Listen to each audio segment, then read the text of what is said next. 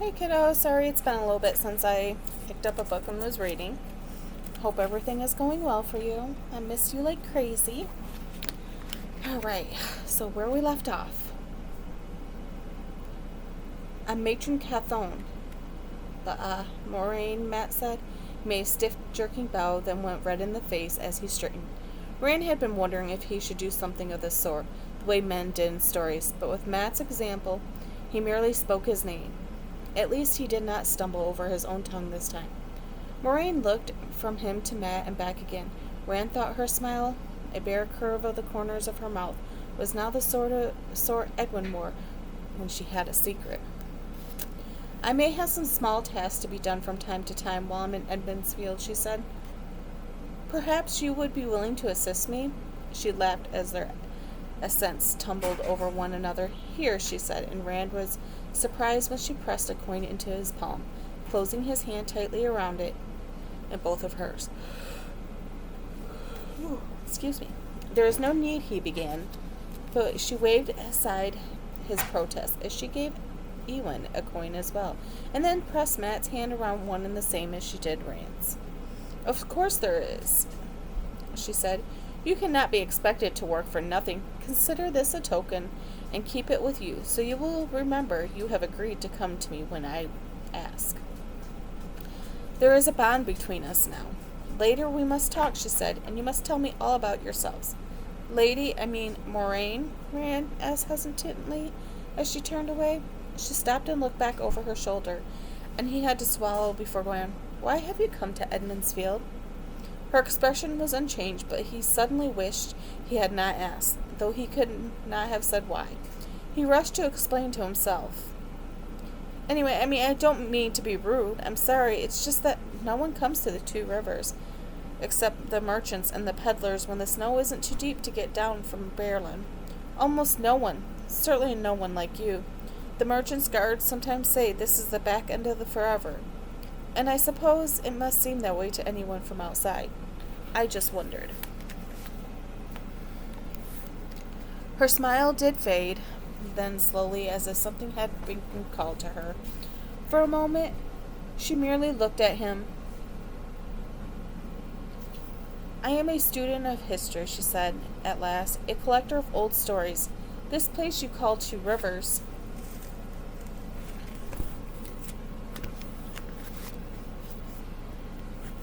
Lay down.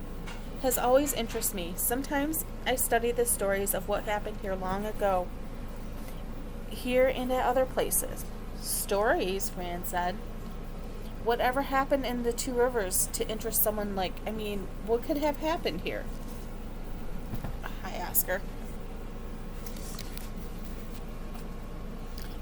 And what else would you call it beside the Two Rivers, Matt added. That's what it has always been called. As the wheel of time turns, Moraine said, half to herself and with a distant look in her eyes, places wear many names, men wear many names, many faces, different faces, but always the same man. Yet no one knows the great pattern the wheel weaves, or even the pattern of age. We can only watch, study, and hope.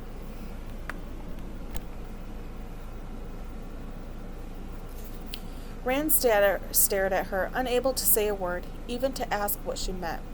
He was not sure she had meant for them to hear. The other two were just as tongue-tied. He noticed Ewan's mouth hung open. Moraine focused on them again, and all three gave a little shake as if waking up. Later we will talk, she said. None of them said a word. Later. She moved on toward the wagon bridge, appearing to glide over the ground rather than walk, her cloak spreading on either side of her like wings. As she left, a tall man Rand had not noticed before moved away from the front and followed her, one hand resting on the long hilt of a sword. His clothes were a dark grayish-green that would have faded into a leaf or shadow, and his cloak swirled through shades of gray and green and brown as it shifted in the wind. It almost seemed to disappear at times. That cloak fading into whatever lay beyond it. His hair was long and gray at the temples, held back from his face by a narrow leather headband. That face was made from stony planes and angles, weathered but unlined. Despite the gray in his hair, when he moved, Rand could think of nothing but a wolf. In passing the three youths, his gaze ran over them, eyes as cold and blue as a midwinter dawn. It was as if he were weighing them in his mind, and there was no sign on his face of what the scales told him. He quickened his pace until he caught up to Moraine, then slowed to a walk by her shoulder, bending to speak to her.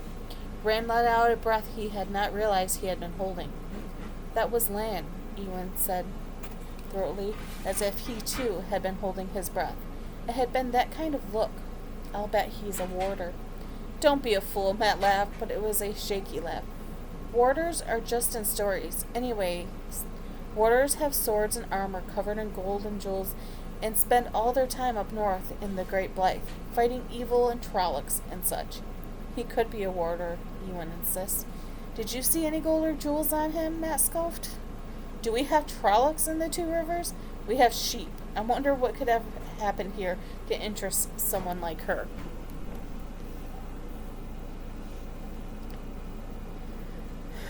"Something could have," Rand answered slowly. "They say the inn's been here for 1,000 years, maybe more." "1,000 years of sheep," Matt said. "A silver penny," Ewan burst out. "She gave me a whole silver penny. Think of what I could buy when the peddler comes." Rand opened his hand to look at the coin she had given him, and almost dropped it in surprise. He did not recognize the fat silver coin, with raised image of a woman balancing in a single flame upon her hand. But he had watched while Bran Alver weighed out the coin's merchant's value. That much silver would buy a good horse anywhere in the Two Rivers, with some left over. He looked at Matt and saw the same stunned expression. He knew he must be on his own face. Tilting his hand so Matt could see the coin, but not Ewan, he raised a questioning eyebrow. Matt nodded for a moment, and they stared at one another in a perplexed wonder. "What kind of chores does she have?" Rand asked finally. "I don't know," Matt said firmly, "and I don't care. I won't spend it either, even when the peddler comes." With that, he thrust his coin into his coat pocket. Nodding, Rand slowly did the same with his. He was not sure why, but somehow what Matt said seemed right. The coin should not be spent, not when it came from her. He could not think of anything else silver was good for. "But do you think I should keep mine too?" An anguished indecision painted Ewan's face. "Not unless you want to," Matt said. "I think she gave it to you to spend," Rand said. Ewan looked at his coin, then shook his head and stuffed the silver penny into his pocket. "I'll keep it," he said mournfully. "There's still the Gleeman," Rand said, and the younger boy brightened. "If he ever wakes up," Matt added. "Rand, Ewan, is there a Gleeman?" "You'll see," Rand answered with a laugh. It was clear Ewan would not believe it until he set his eyes on the Gleeman. "Hey, he has come down sooner or later." Shouting drifted across the wagon bridge, and when Rand looked to see what was causing it, his laughter became wholehearted. A milling crowd of villagers, from gray-haired oldsters to toddlers barely able to walk, escorted a tall wagon toward the bridge. A huge wagon drawn by 8 horses. The outside of its rounded canvas cover hung about with bundles like bunch of grapes. The peddler had come at last. Strangers and a Gleeman, fireworks and a peddler. It was going to be the best Beltane ever. And that is the end of Chapter 2. So let's start Chapter 3 then. The Peddler. Clusters of pots clattered and banged as the peddler's wagon rumbled over the heavy timbers of the wagon bridge, still surrounded by a cloud of villagers and farmers come for festival. The peddler reined his horses to a stop in front of the inn. From every direction, people streamed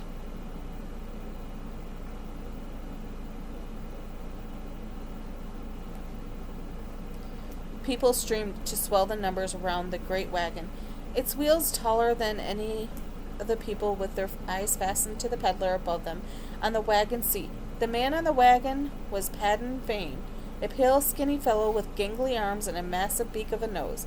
Fain, always smiling and laughing as if he knew a joke that no one else knew, had driven his wagon and team into Edmund's Field every spring for as long as Rand could remember.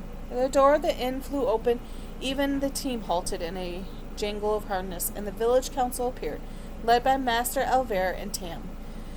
They marched out deliberately, even Senbu, amid all the excited shouting of the others. For pins or lace or books or a dozen other things, reluctantly the crowd parted, to let them to the fore, everyone closing in quickly behind and never stopping their calling to the peddler. Most of all, the village called for news. In the eyes of the villagers, needles and tea and the like were no more half as freight in the peddler's wagon. Every bit of important was the word of outside, news of the world beyond the two rivers. Some peddlers simply told what they knew, throwing it out in a heap, a pile of rubbish with which they knew could not be bothered.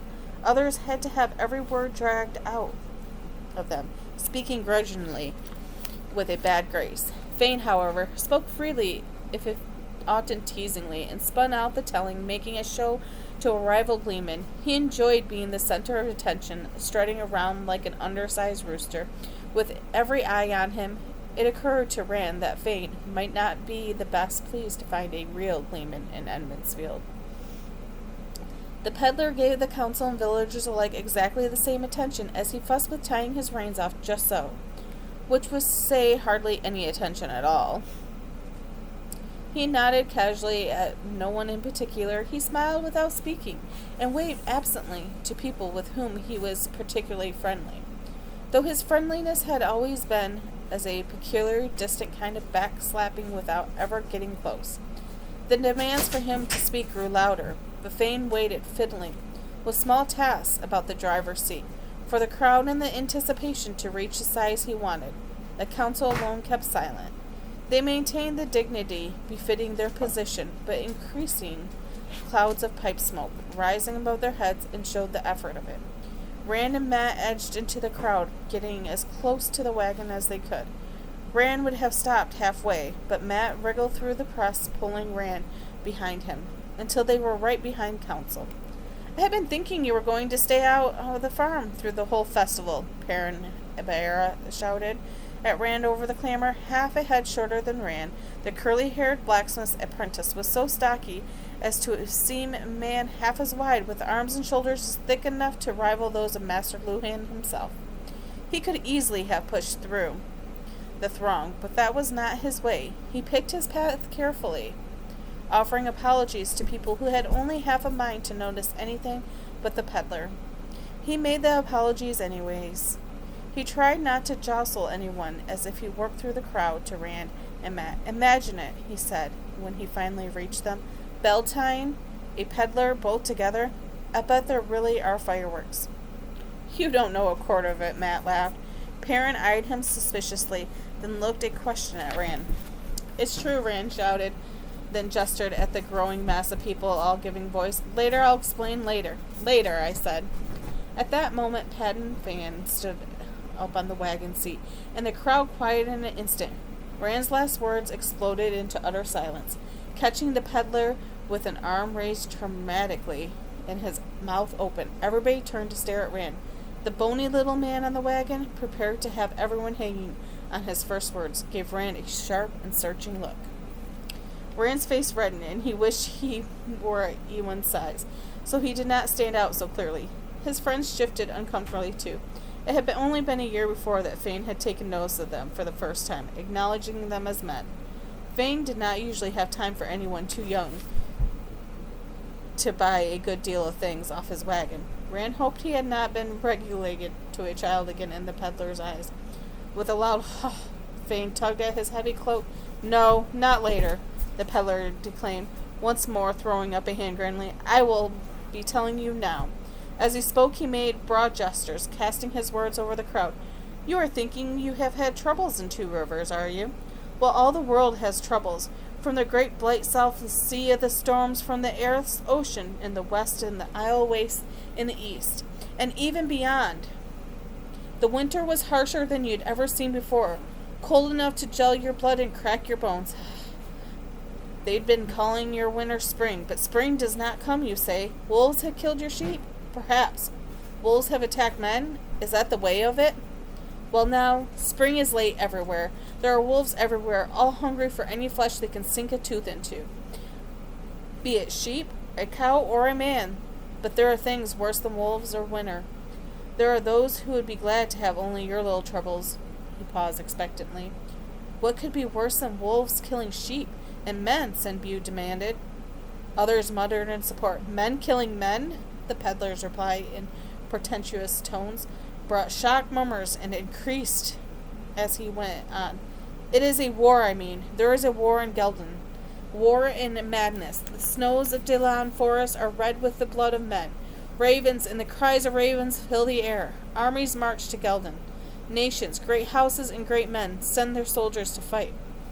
War? Master Alvair's mouth fit awkwardly around the unfamiliar word.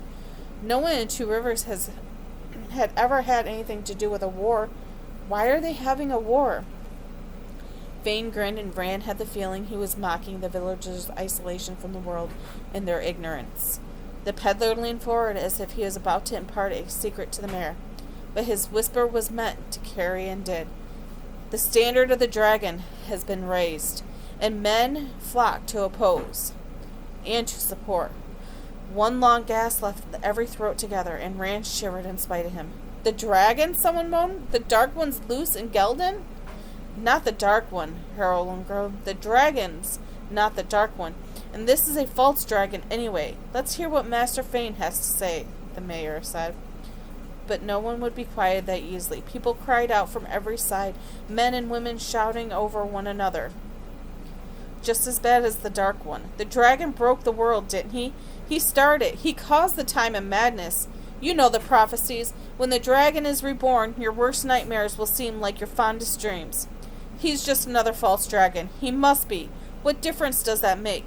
You remember the last false dragon? He started a war, too. Thousands died. Isn't that right, Fane? He laid siege to Ilion. It's evil times. No one's claiming to be the dragon reborn for 20 years now. 3 in the last 5 years. Evil times. Look at the weather. Rand exchanged looks with Mat and Perrin. Mat's eyes shone with excitement, but Perrin's wore a worried frown. Rand could remember every tale he had heard about the men who named themselves the Dragon Reborn, and if they had all proven themselves false dragons by dying or disappearing without fulfilling any of the prophecies. What they had done was bad enough. Whole nations torn by battle, and cities and towns put to torch. The dead fell like the autumn leaves, and refugees had clogged the roads like sheep in a pen. So the peddler said, and the merchants, and no one in Two Rivers with any sense doubted it. The world would end, so some said, when the real dragon was born again. Stop this, the mayor shouted. Be quiet. Stop working yourselves to a lather with your own imaginations. Let Master Fane tell us about this false dragon. The people began to quiet, but Senbu refused to be silent. Is this a false dragon? The Thatcher asked sourly. Master Alvair blinked, as if taken by surprise, then snapped, Don't be an old fool, Sen. But Sen had kindled the crowd again. He can't be the dragon reborn. Light, help us. He can't be. You old fool, Bu. You want bad luck, don't you? Be naming the Dark One next? You're taken by the dragon, Senbu, trying to bring us all harm. Sen looked around defiantly, trying to stare down the glowers, and raised his voice. I didn't hear Fane say this was a false dragon. Did you? Use your eyes. Where are the crops that should be knee-high or better? Why is it still winter when spring should be here a month? There was angry shouts for Sen to hold his tongue. I will not be silent. I have no liking for this talk either, but I won't hide my head under a basket till a Terran ferryman comes to cut my throat. And I won't dangle on Fane's pleasure, not this time. Speak it out, plain peddler. What have you heard, eh? Is this man a false dragon? If Fane was perturbed by the news he brought, or the upset he had caused, he gave no sign of it. He merely shrugged and laid a skinny finger alongside his nose. As to that now, who can say until it's over and done? He paused with one of his creative grins, running his eyes over the crowd as if imagining how they would react and finding it funny. I do know, he said, too casually, that he can wield the one power the others couldn't. But he can channel. The ground opens beneath his enemies' feet and strong walls crumble at his shout. Lightning comes when he calls and strikes. Where he points, that I've heard, and from men I believe. A stunned silence fell. Rand looked at his friends. Perrin seemed to be seeing things he did not like, but Mat still looked excited. Tam, his face only a little less composed than usual, drew the mayor close. But before he could speak, Ewan Finnegar burst out. He'll go mad and die.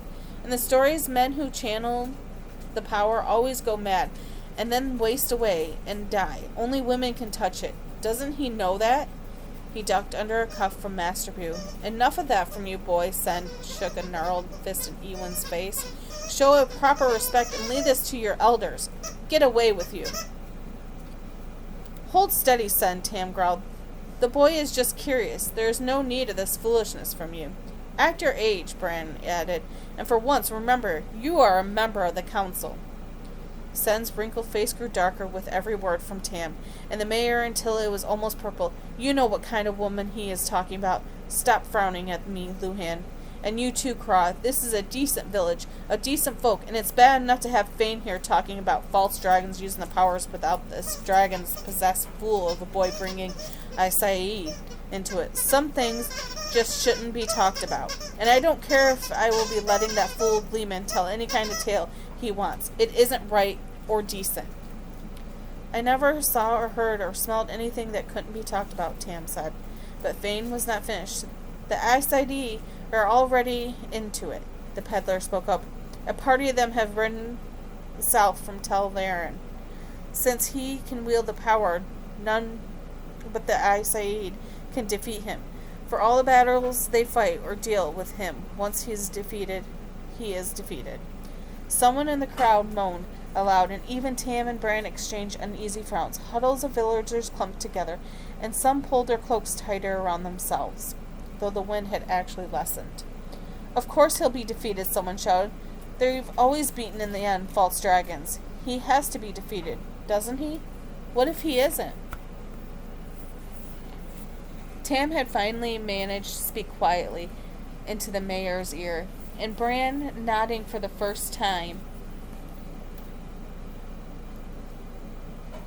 and ignoring the hubbub around him, waited until he was finished before raising his own voice. All of you listen. Be quiet and listen. The shouting died to a murmur again. This goes beyond mere news from the outside. It must be discussed by the village council. Master Fane, if you will join us inside the inn, we have questions to ask. A good mug of hot mulled wine would not go far amiss with me just now, the peddler replied with a chuckle. He jumped down from the wagon, dusted his hands on his coat, and cheerfully righted his cloak. Will you be looking after my horses, if you please? I want to hear what he has to say. More than one voice was raised to protest. You can't take him off. My wife sent me to buy pins. That was Whit Conger. He hunched his shoulders at the stares of some other and gave him, but he held his ground. We've a right to ask questions, too, somebody back in the crowd shouted. Be silent, the mayor roared, producing a startled hush. When the council has asked its questions, Master Fane will be back to tell you all his news, and to sell you his pots and pins. Who? Tad? Stable Master Fane's horses. Tam and Bran moved in on either side of the peddler. The rest of the council gathered behind them, and the whole cluster swept into Winespring Inn, firmly shutting the door in the faces of those who tried to crowd inside after them.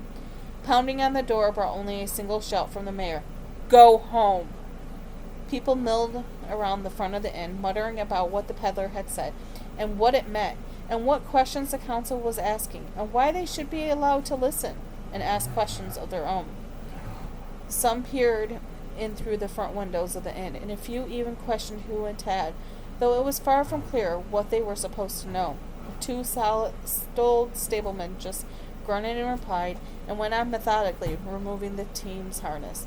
One by one they led Fane's horse away, and when the last one was gone, did not return.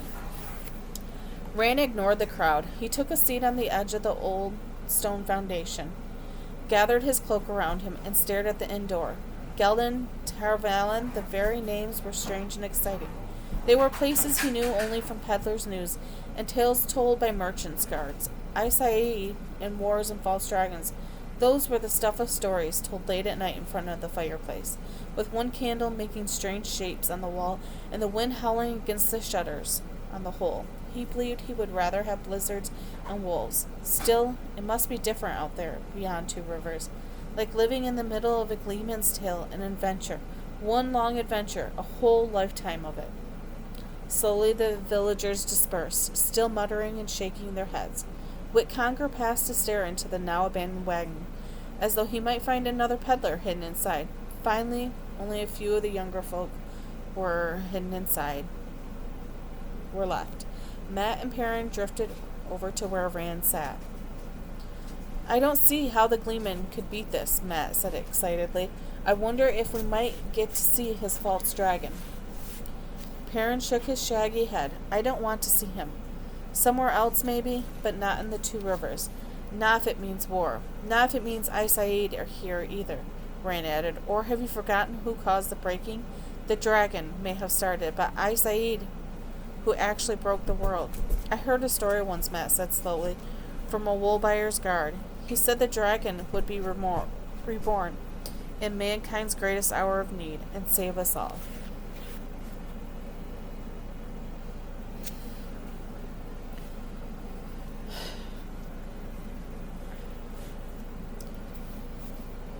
Well, he was a fool if he believed that, Perrin said firmly, and you were a fool to listen. He did not sound angry.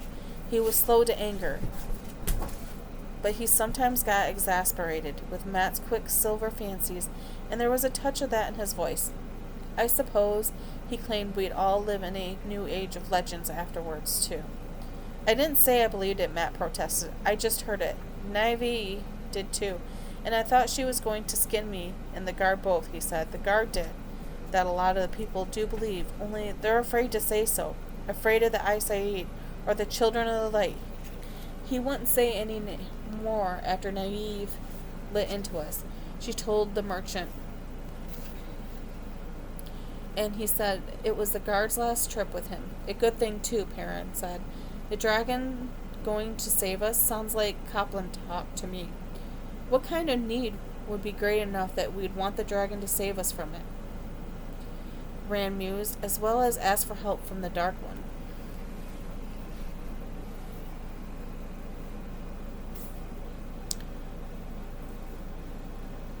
He didn't say, Matt said uncomfortably, and he didn't mention any new age of the legends. He said the world would be torn apart by the dragon's coming. Will you turn the light on, sweetie? That would surely save us, Perrin said dryly. Another breaking? Burn me, Matt growled. I'm only telling you what the guard had said. Perrin shook his head. I just hope the Aes Sedai and this dragon, false or not, stay where they are. Maybe that way the Two Rivers will be spared. You think they really dark friends? Matt was frowning thoughtfully. Who, Rand asked. Aes Sedai. Rand glanced at Perrin, who shrugged. The stories, he began slowly, but Matt cut him off. Now all stories say they serve the Dark One, Rand. Light, Matt, Rand said. They caused the breaking. What more do you want?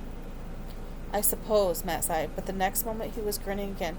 Old Billy Conger says they don't exist. Aes Sedai, Dark Friends, says they're just stories. He says that he doesn't believe in the Dark One either. Perrin snored. Copeland talked from Conger. What else can you expect? Old Billy named the Dark One. I'll bet you didn't know that. Light, Rand breathed. Matt's grin broadened. It was last spring, just before the cutworm got into his field and nobody else's. Right before everybody in his house came down with yellow eye fever. I heard him do it. He still says he doesn't believe it, but whenever I ask him to name the Dark One, he throws something at me. You are just stupid enough to do that, aren't you, Matron Cathone? Nynaeve Almera stepped into their huddle, the dark braid pulled over her shoulder, almost bristling with anger. Rand scrambled to his feet, slender and barely taller than Matt's shoulder. At the moment, the Wisdoms seemed taller than any of them, and it did not matter that she was young and pretty. I suspected something of the sort about Billy Conger at the time, but I thought you had at least more sense than to try taunting him into such a thing.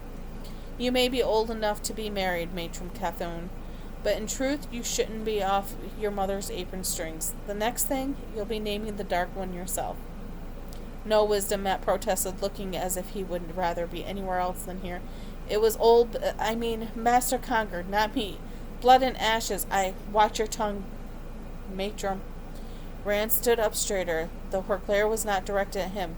Perrin looked equally abashed. Later, one or another of them would almost certainly complain about being scolded by a woman not all that much older than themselves. Someone always did after one of Nynaeve's scoldings. It never in her hearing, but the gap in ages always seemed more than wide enough when face to face with her, especially if she was angry. The stick in her hand was thick at one end and slender switch at the other, and was liable to give a flail to anybody she thought was acting a fool. Head or hands or legs, no matter their age or position. The wisdom so held his attention that at first Rand failed to see that she was not alone. When he realized his mistake, he began to think about leaving, no matter what Nynaeve would say or do. Egwene stood a few paces behind the wisdom, watching intently. Of height, with Nynaeve, with the same dark coloring, she could at that moment have been a reflection of Nynaeve's mood. Arms crossed beneath her breast, mouth tight with disapproval. The hood of her soft gray cloak shaded her face, and her big brown eyes held no laughter now. If there was any fairness, he thought that being 2 years older than her should give him some of advantage. But that was not the way of it. At the best of time, he was never very nimble with his tongue when talking to any of the village girls. Not like Perrin, but whenever Egwene gave him an intent look with her eyes, as wide as they would go, as if every last ounce of her attention was on him, he just could not seem to make the words go anywhere he wanted. Perhaps he could get away soon. As Nynaeve finished, he knew he would not, even if he did not understand why. If you are done staring like a moonstruck Rand, Althor, Nynaeve said, maybe you can tell me why you were talking about something even the 3 great bulkhouse ought to have sense enough to keep out of your mouths. Rand gave a start and pulled his eyes away from Egwene. She had grown a disconcerting smile when the wisdom began speaking. Nynaeve's voice was tart, but she had beginnings of a knowing smile on her face, until Mat laughed out loud. The wisdom smile vanished, and the look she gave Mat cut his laughter off in a strangled croak. Well, Rand, Nynaeve said. Out of the corner of his eyes, he saw Egwene still smiling. What does she think is so funny? It was natural enough to talk of it, wisdom, he said hurriedly. The peddler Master Fane, brought news of a false dragon in Geldin, and a war in Aes Aed. The council thought it was important enough to talk to him. What else would we be talking about? Nynaeve shook her head. So that's why the peddler's wagon stands abandoned. I heard people rushing to meet it, but I couldn't leave Mistress Aline till her fever broke. The council is questioning the peddler about what's happening in Galheim, are they? If I know them, they're asking all the wrong questions and none of the right ones. It will take the woman's circle to find out anything useful. Settling her cloak firmly on her shoulders, she disappeared into the inn. Egwene did not follow the wisdom. As the inn door closed behind Nynaeve, the younger woman came to stand in front of Rand. The frowns were gone from her face, but her unblinking stare made him uneasy. He looked to his friends, but they moved away, grinning broadly as they abandoned him. You shouldn't let Mat get you mixed up with this foolishness, Rand, Egwene said as solemn as a wisdom herself. Then abruptly she giggled. I haven't seen you look like that since Senbu caught you and Mat up in his apple trees when you were 10. He shifted his feet and glanced at his friends. They stood not far away, Mat gesturing excitedly as he talked. Will you dance with me tomorrow?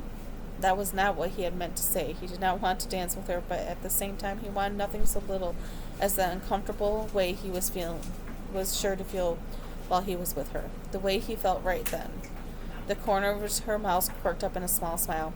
In the afternoon, she said, I will be busy in the morning. From the others came from Perrin's explanation. A gleeman? Egwene turned toward them, but Rand put a hand on her arm. Busy? How? Despite the chill, she pushed back the hood of her cloak, and with apparent casualness pulled her hair forward over her shoulder. The last time he had seen her, her hair had hung in dark waves below her shoulders, with only a red ribbon keeping it back from her face. Now it worked into a long braid. He stared at that braid as if it were a viper, then stole a glance at the spring pole. Standing alone on the green now, ready for tomorrow, in the morning, unmarried woman of marriageable age would dance the pole. He swallowed hard. Somehow it had never occurred to him that she would reach a marriageable age at the same time that he did. Just because someone is old enough to marry, he muttered, doesn't mean they should. Not right away. Of course not. Or ever, for that matter. Rand blinked. Ever? A wisdom almost never marries. Nynaeve has been teaching me, you know. She says I have a talent, that I can learn to listen to the wind. Nynaeve says not all wisdoms can. even if they say they do. Wisdom, he hooted. He failed to notice the dangerous glint in her eye. Naive will be the wisdom here for another 50 years at least. Probably more. Are you going to spend the rest of your life as her apprentice? There are other villages, she replied heatedly. Naive said that the village of the north of Terran always chooses a wisdom from away. They think it stops her from having favorites among the village folk. His amusement had melted as fast as it had come. Outside the two rivers, I'd never see you again. And you wouldn't like that? You have not given any sign lately that you care one way or the other. No one ever leaves the two rivers, he went on. Maybe someone from Terran Ferry, but they're all strange anyway. Hardly like the two river folk at all. Egwene gave an exasperated sigh. Well, maybe I'm strange too. Maybe I want to see some of those places I hear about in the stories. Have you ever thought of that?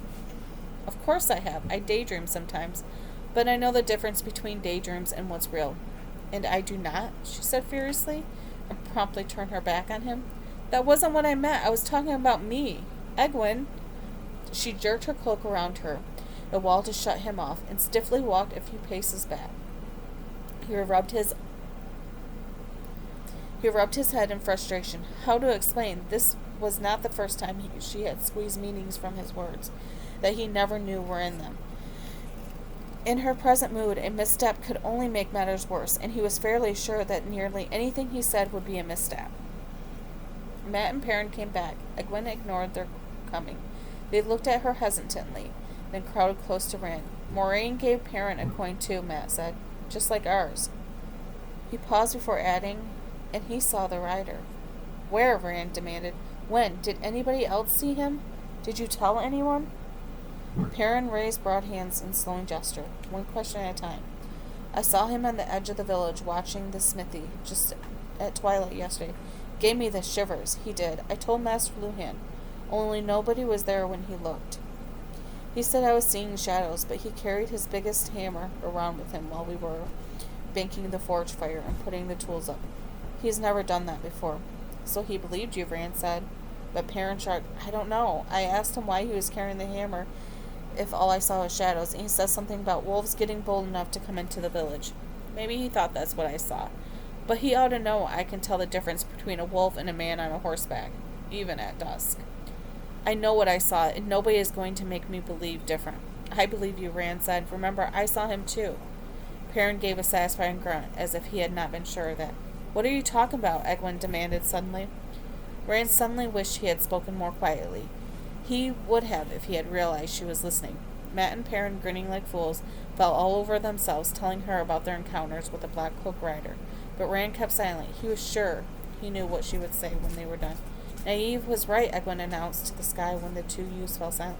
None of you is ready to be off leading strings. People do ride horses, you know. That doesn't make them monsters out of a gleeman's tale. Rand nodded to himself.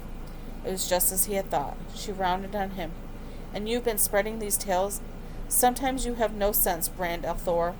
The winter has been frightening enough, without you going and scaring the children. Rand gave a sour grimace. I haven't spread anything, Egwene, but I saw what I saw, and it was no farmer out looking for a strayed cow. Egwene drew a deep breath and opened her mouth, but whatever she had been going to say vanished as the door of the inn opened, and the man with the shaggy white hair came hurrying out, as if pursued. And that is the end of chapter 3.